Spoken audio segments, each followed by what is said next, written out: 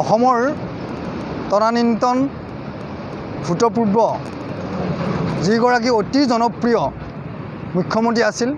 তৰুণ গগৈদেৱ, তেখেতৰ যোৱাকালি সন্ধিয়া ঠিক 5:34 ইহলীলা সম্বৰণ কৰে আৰু তেখেতে ইহলীলা সম্বৰণ কৰাৰ লগে লগে সমগ্ৰ অসমত এক জাগৰণৰ সৃষ্টি হয়। যেহেতু তেখেত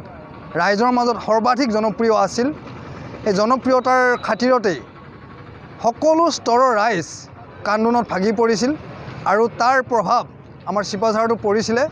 আৰু চিপাঝাৰত যেহেতু ৰাইজৰ মাজত প্ৰভাৱ পৰিছিল, আমি ৰাইজৰ তাগিদাত, ৰাইজৰ দাবীত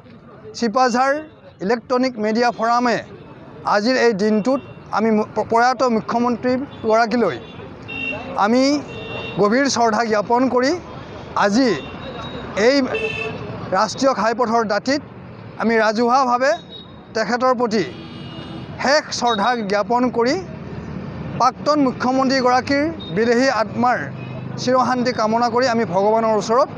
1 মিনিট মৌন প্ৰাৰ্থনা জ্ঞাপন কৰিছোঁ।